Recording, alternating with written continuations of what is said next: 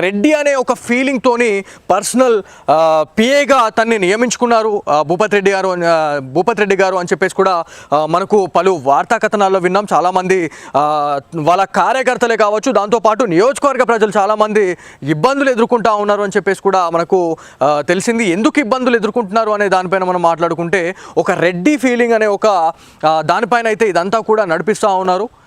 So ఎవరైతే కార్యకర్తలు rural నియోజకవర్గంలో నుంచి వచ్చిన తర్వాత ఎమ్మెల్యే గారిని కనీసం కలవలేకపోతా ఉన్నారు, దాంతోపాటు ఎమ్మెల్యే గారు మాకు టైం ఇవ్వలేకపోతా ఉన్నారని చెప్పేసి కూడా చాలామంది వాళ్ళ కాంగ్రెస్ కార్యకర్తలే చాలామంది బాధపడుతున్న పరిస్థితి ఉందని చెప్పేసి మనము గత కొన్ని నెలలుగా మనం వింటూనే ఉన్నాం. సో తాజాగా నిజామాబాద్ జిల్లాకు యోగితా రాణా గారు విద్యాశాఖ కార్యదర్శిగా వచ్చిన తర్వాత మరి ఏమైనా మార్పులు చేర్పులు అయ్యే అవకాశం ఏమైనా ఉందా అనే దానిపైన చాలామంది వాళ్ళ విద్యార్థుల తల్లిదండ్రులు ఇవాళ ఎదురు చూసిన పరిస్థితి ఉంది. ఎందుకంటే రూరల్ నియోజకవర్గ ప్రజలు ఎవరైతే ఉన్నారో దీనిపైన ఏమైనా కొలిక్కొచ్చే అవకాశం ఉందా, ఏమైనా పరిష్కారం ఏమైనా యోగితా రాణా గారు తీసుకొస్తారా?